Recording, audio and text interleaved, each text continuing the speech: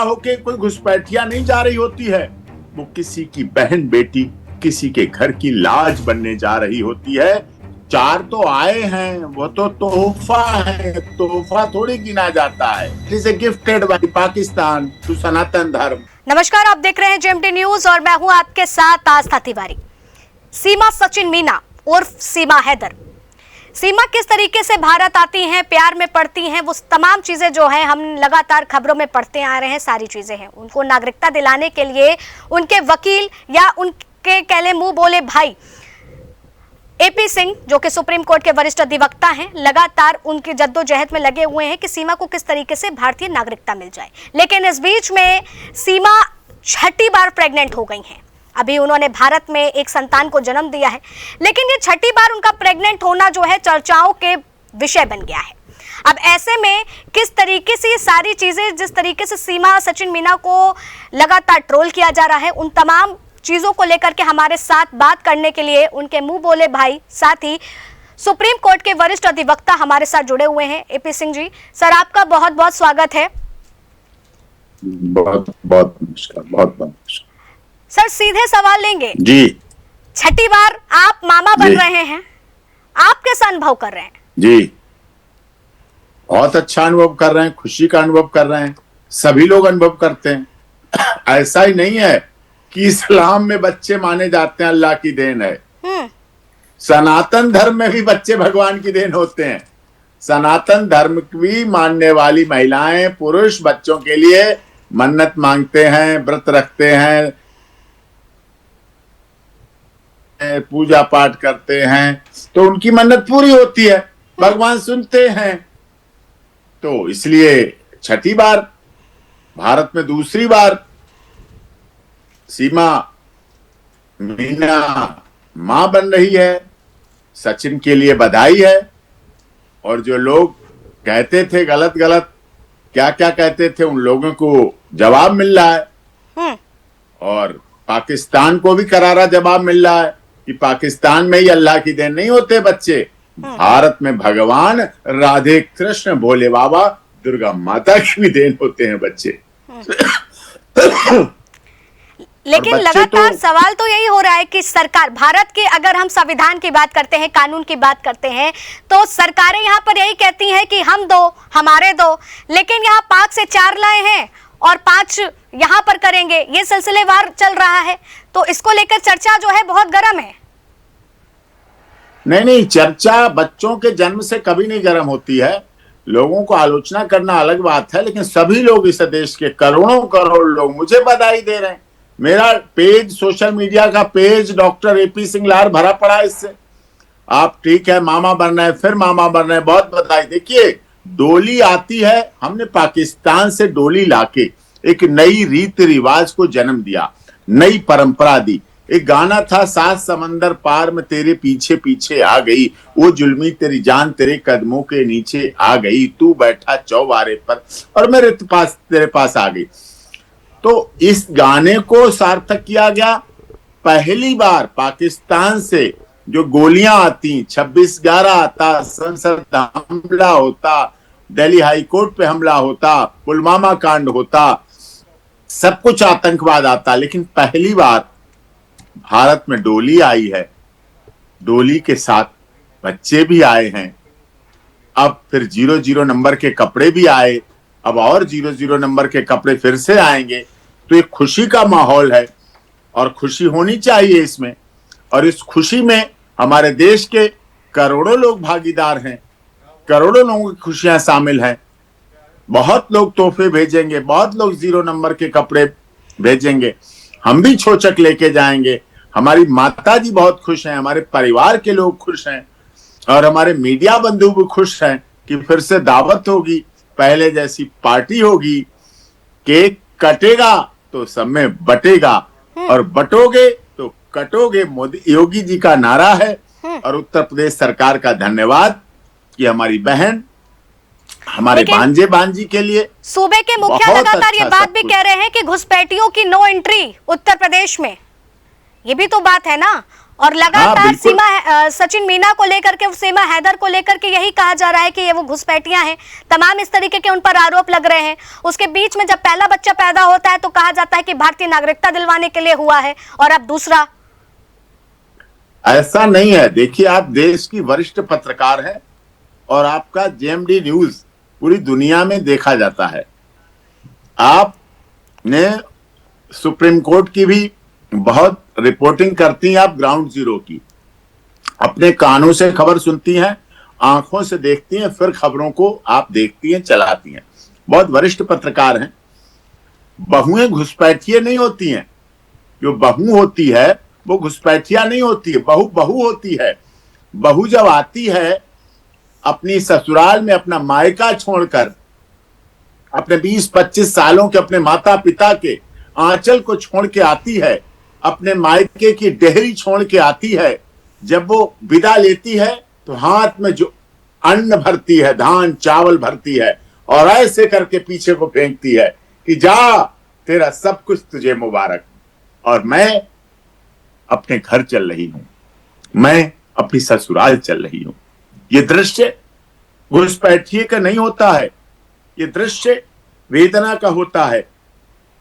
सुबह जब तारों की छाव में विदाई होती है तो वो विदा होके कोई घुसपैठिया नहीं जा रही होती है, वो किसी की बहन बेटी, किसी के घर की लाज बनने जा रही होती है, किसी की इज्जत बनने जा रही होती है, किसी का सम्मान बनने जा रही होती है, किसी का आदर बनने जा रही होती है।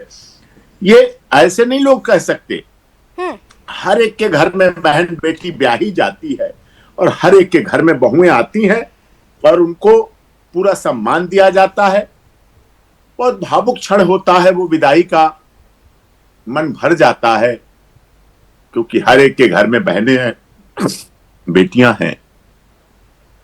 तो वो प्यार सीमा को भारत में मिला। पाकिस्तान में उसके बच्चे आतंकवाद सीख रहे होते, बम गोला और बारूद सीख रहे होते, वहां जिहाद सीख रहे होते। यहां वो सनातन धर्म में रच के बस के गाय गंगा गीता और गायत्री पढ़ रहे हैं, हनुमान चालीसा दुर्गा चालीसा पढ़ रहे हैं। ये एक बहुत विषय गंभीर है, भावुकतापूर्ण है कि किस तरह से सीमा को देश ने सम्मान दिया, आदर दिया। उसका भी मैं धन्यवाद करता हूं, देश की जनता का, देश की मीडिया का, भारत सरकार का, उत्तर प्रदेश की माननीय योगी आदित्यनाथ जी की सरकार का। हमारे मोदी जी बोलते थे जब 14 में आए, बेटी बचाओ बेटी पढ़ाओ। उन्होंने अपने 11 साल के काल में बेटी बचाई, बेटी पढ़ाई और बेटी बढ़ाई, और आगे भी 30% संसद में आरक्षण करके, राज्यसभा लोकसभा में आरक्षण करके दिखा दिया कि हम बेटियों को केवल जुमला नहीं, मगर सर, बेटी बचाओ बेटी पढ़ाओ की जब बात हो रही है, जब बेटी बचाओ बेटी पढ़ाओ की बात हो रही है, तो यहाँ बात तो उसकी भी होगी ना कि हम दो हमारे दो। 4 आप ऑलरेडी पाकिस्तान से लेकर के आए। भारत की आबादी की जब हम जिक्र करते हैं तो 125 करोड़ देशवासी है। यहाँ बहुत से ऐसे तबके के लोग हैं जिन्हें अभी खाना तक नसीब नहीं हो पाता है। रोजगार कितना ज्यादा, यहाँ बेरोजगारी बढ़ी हुई है। तमाम उस तरीके के मुद्दे रोजाना सदन में उठते हैं। लेकिन उस बीच में जिस तरीके से सीमा हैदर को भी नागरिकता भी नहीं मिली है और अब वो छठी बार मां बन रही हैं।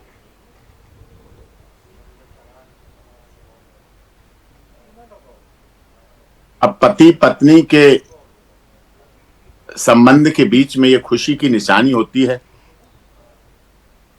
बहुत पहले की बात है, एक दिन मैं उसके रक्षाबंधन था या भैया दूज था, तभी राबड़ी देवी का उस पर टीवी पे आने लगा।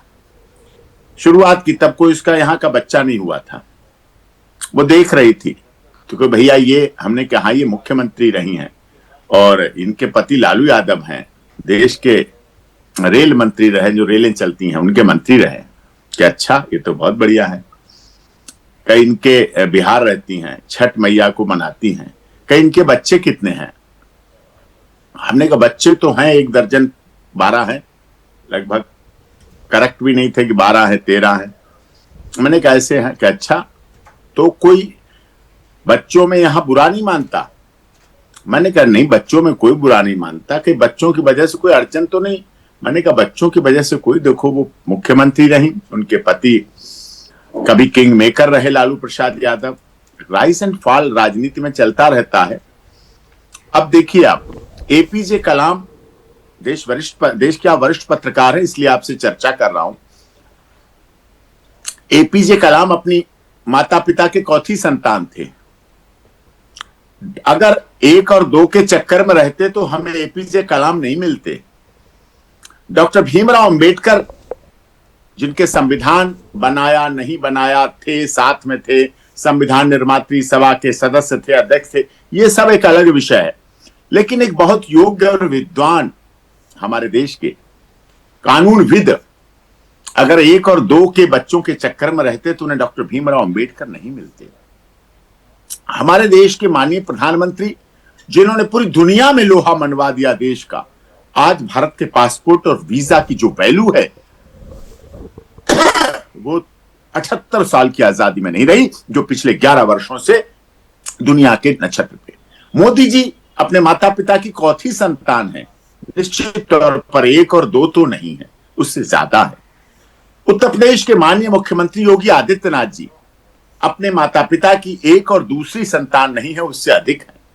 तो 1 और 2 का बंधन, मैं क्या कहूं उस पर। होना चाहिए परिवार छोटा, लेकिन कई बार ऐसी प्रतिभाएं जन्म लेती हैं जिनका नंबर ही बाद में आ पाता है। तो इसीलिए ये बात ध्यान में रखनी चाहिए। मगर सर, प्यार की निशानी का ये मतलब नहीं होता है ना कि देश की आबादी को बढ़ाया जाए। प्यार की निशानी का ये मतलब नहीं होता है।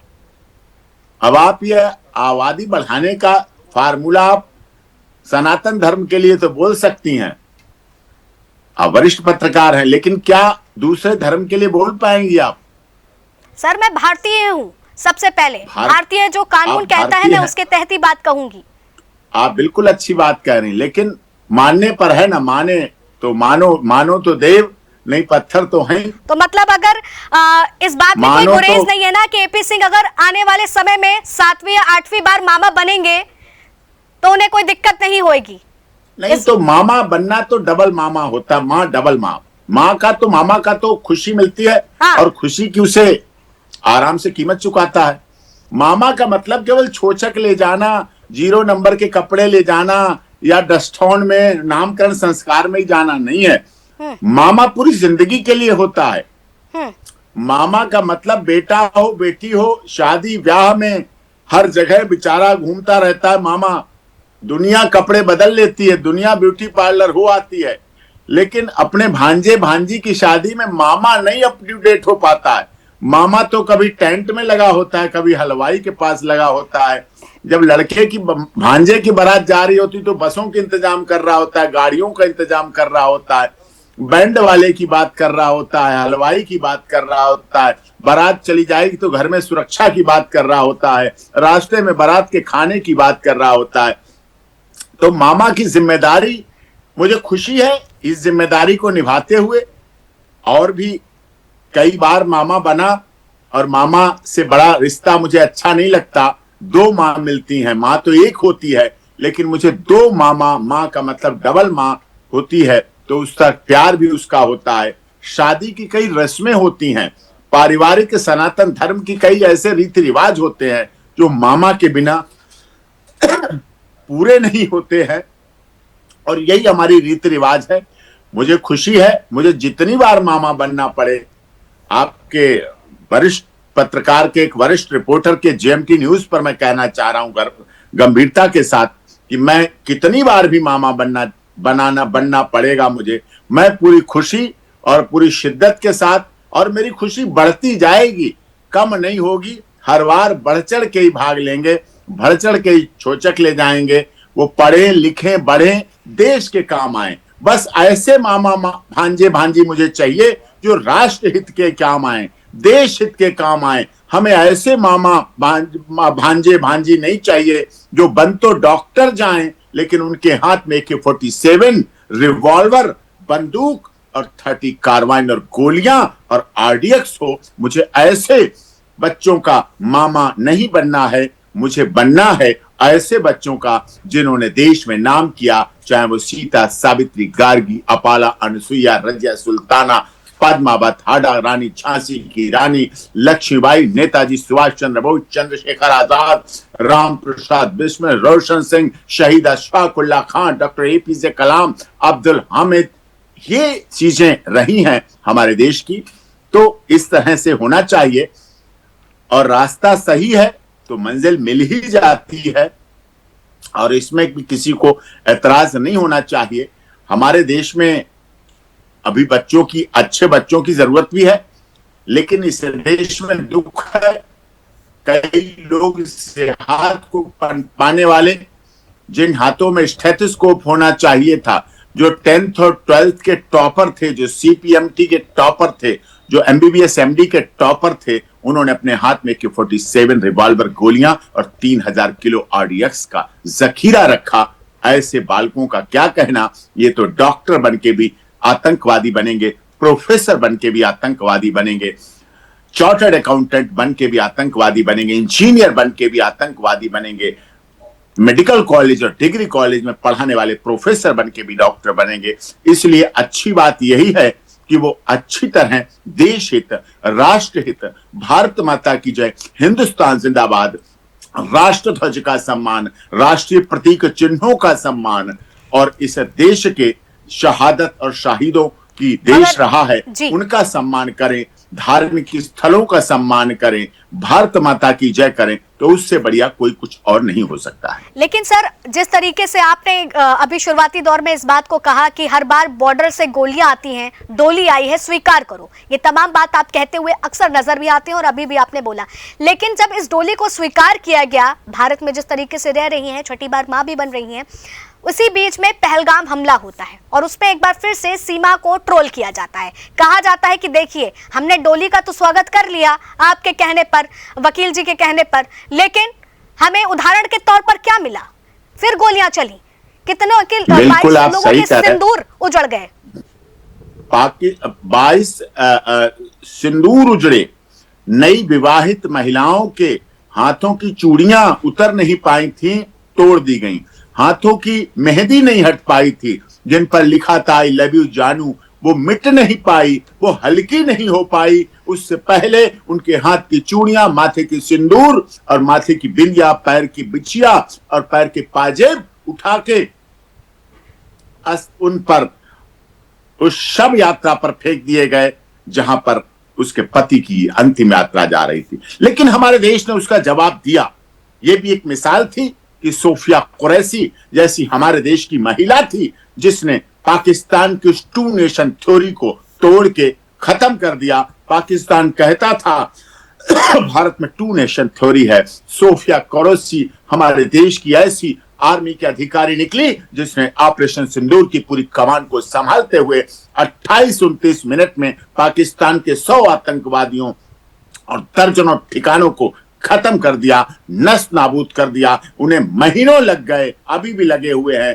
उनके अंतिम संस्कार करने में सेना जुटी, पाकिस्तान सरकार जुटी, पूरी दुनिया ने देखा पाकिस्तान का काला बदनुमा बदनाम आतंकवाद को पालने पोसने और जन्म देने वाले चेहरे को तो दुनिया ने देखा और समझा और कहा पाकिस्तान वास्तव में इस दुनिया के लिए घातक है और आतंकवाद को पालता और पोसता और दुनिया को भेजता है। सबने देखा, सबने उनका बाइकाट और बहिष्कार किया। लेकिन हमारे देश में सहिष्णुता रही है। हमारे देश ने सदैव पाकिस्तान, बांग्लादेश, नेपाल, श्रीलंका, अपने पड़ोसी देशों से अच्छे संबंध बनाने का प्रयास किया। हमारे देश के माननीय प्रधानमंत्री अटल बिहारी वाजपेयी ने सद्भावना यात्रा निकाली, भारत रत्न रहे, सद्भावना यात्रा निकाली। वहां के प्रधानमंत्री को यहाँ आगरा का ताजमहल दिखवाया। हमारे देश के वर्तमान के माननीय प्रधानमंत्री भी तुरंत बनने के बाद शाल और कपड़े लेकर वहां के प्रधानमंत्री की मां को जन्मदिन पर तोहफा देने पहुंचे।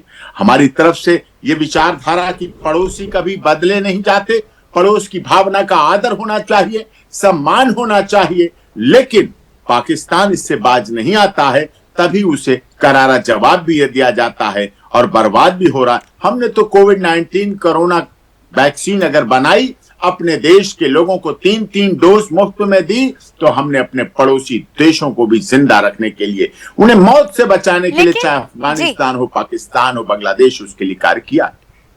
ठीक है, लेकिन मैं आपसे ये भी समझना चाहूंगी और ये भी जानना चाहूंगी कि जिस तरीके से लगातार ये सारी चर्चाएं हो रही हैं, लगातार इन बातों को कहा जा रहा है, इन सब के बीच में एक चर्चा इस बात की भी है कि उत्तर प्रदेश से लेकर के देश भर में SIR की प्रक्रिया चल रही है और साफ तौर पर सूबे के मुखिया ने कह दिया है कि उत्तर प्रदेश में एक भी घुसपैठिया बर्दाश्त नहीं किया जाएगा। तो क्या तब तक आप सीमा सचिन मीना को भारतीय नागरिकता दिलाने में कामयाबी हासिल कर पाएंगे, या वाकई में घुसपैठिए की श्रेणी में फिर सीमा हैदर को रखा जाएगा और उन्हें पाकिस्तान जाना पड़ेगा? देखिए, हम भारत सरकार हो चाहे राज्य सरकार हो, सरकार का, शासन का, प्रशासन का पूरी तरह से आदेश मानने के लिए बाध्य है, सम्मान करते हैं, आदर करते हैं। माननीय उत्तर प्रदेश के न्यायालय के आदेश पर सीमा भारत में रह रही हैं, रबुपुरा में रह रही हैं, जो आदेश का पालन कर रही हैं पूरी शिद्दत के साथ। और जो भी आदेश रहा, जब भी जो भी आदेश होगा भविष्य में भी, उसको भी सीमा सचिन मीना, उसका परिवार, उसके बच्चे मानेंगे। देश से बड़ा कोई नहीं, राष्ट्र से बड़ा कोई नहीं। उनकी याचिका देश के महामहिम राष्ट्रपति जी के यहाँ लंबित है, जिसके डॉक्यूमेंट पाकिस्तान सरकार से वेरिफिकेशन कराने के लिए भेजे गए हैं। पाकिस्तान डॉक्यूमेंट वेरिफिकेशन तो करने में कर ही रहा है, उसे पता है, लेकिन वो तो आतंकवाद का वेरिफिकेशन करता है, वो तो आतंकवाद को पालता पोसता। लेकिन फिर भी सीमा सचिन मीना सरकार के आदेश का, माननीय अदालत के आदेश का, SIT जांच का, पुलिस का, सभी शासन प्रशासन की जो संबंधित शक्तियां हैं उनका सम्मान करती है, चाहे वो कार्यपालिका हो, न्यायपालिका हो, विधायिका हो और हमारी चौथा स्तंभ मीडिया हो। सबका सीमा ने सदैव सम्मान किया है, कर रही है और बखूबी करती रहेगी। और यही हमारी बहन होने का भी उसे फायदा है, हमारी माँ की बेटी होने का भी फायदा है।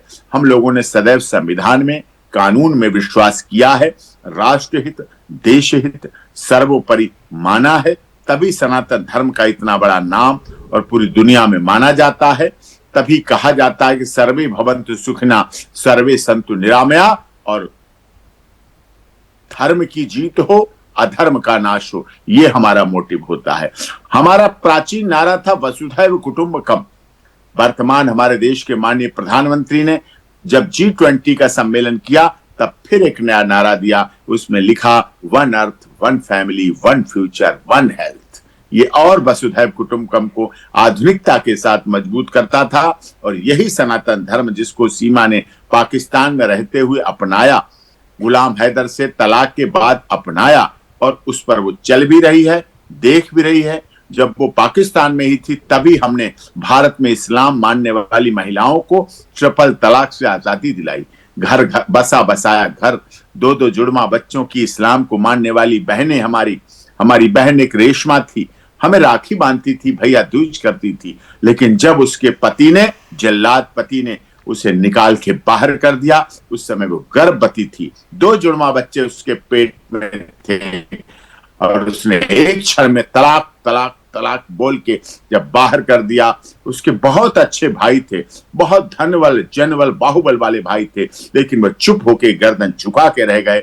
मैंने उस दिन तय किया था, एक दिन आएगा कि मैं अपने इस्लाम की मानने वाली बहनों को, बेटियों को इस ट्रिपल तलाक से मुक्ति दिलाऊंगा। और वो सुप्रीम कोर्ट में मैंने लड़ाई लड़ी और जीती, और उसकी मुक्ति का मतलब था कि हलाला से भी उन्हें मुक्ति दिलाई। जब हमारे देश की इस्लाम मानने वाली महिलाओं का, मुस्लिम महिलाओं का हलाला के लिए होता था।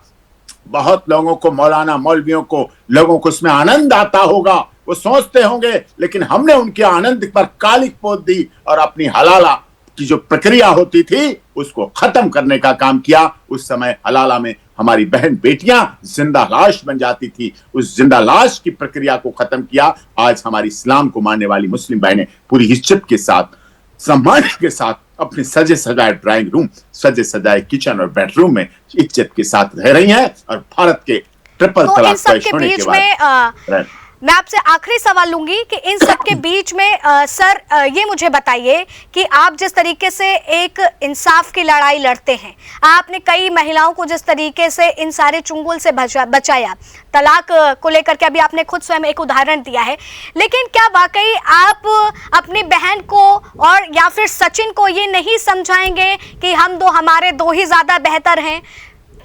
ऐसा कुछ आप नहीं समझाएंगे क्या? तो अभी हम दो हमारे दो तो हो जाने दीजिए यहाँ के, अभी हम दो हमारे दो तो हो जाने दीजिए, पहले हम दो हमारे दो ही तो हो रहे हैं। मगर सर 4 तो पाकिस्तान से आए हैं ना। 4 तो आए हैं, वो तो तोहफा है, तोहफा थोड़ी गिना जाता है। That is a gifted by Pakistan to Sanatan Dharma. तो मतलब कंपटीशन चलेगा भारत में, सीमा हैदर और सचिन कंपटीशन करेंगे, मतलब वही 4 अगर पाकिस्तान से आए हैं तो यहाँ 5 की तो बाजी मारनी है। अब होना तो चाहिए, कम तो किसी से नहीं है कोई। अब वो वही तो लड़का है, क्या कहें, अच्छा नहीं लगता। कभी लोग उसे लप्पू सा झिंगुर सा कहते थे, लेकिन अब उसके बच्चों से अगर लोगों को परेशानी हो तो भी तो दो मुहाज बात है ना।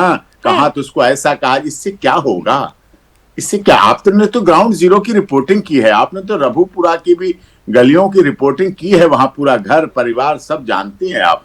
तो उस समय कहते थे ना लोग, वक्त बदल जाता है, समय बदल जाता है, लेकिन वक्त चला जरूर जाता है, याद तो रहता है। हम सहते थे उस दर्द को, हम सहते थे पीड़ा को। आज बच्चे हो रहे हैं तो लोगों को ये भी परेशानी हो रही। तब लोगों को हंसी लगती थी, मजाक लगती थी, इससे क्या होगा, इससे क्यों होगा। तो अब हो रहे हैं तो होने दीजिए, उसमें कोई बात थोड़ी है। ठीक है, आपका बहुत बहुत शुक्रिया हमारे साथ जुड़ने के लिए, जिस तरीके से अपनी बात को बखूबी रखा, उन तमाम पहलुओं को, जिस तरीके से सीमा सचिन मीना को लगातार ट्रोल किया जा रहा है। लेकिन इन सब के बीच में सबसे बड़ा सवाल यही है कि अगर लगातार इसी तरीके से बच्चों का कारवां चलता रहा तो क्या वाकई में चीजें बदलाव होंगी? और जिस तरह से भारत की आबादी बढ़ रही है, लगातार ये प्रश्न चिन्ह बन गया है, क्योंकि अभी भारत की नागरिकता भी सीमा हैदर को नहीं मिली है।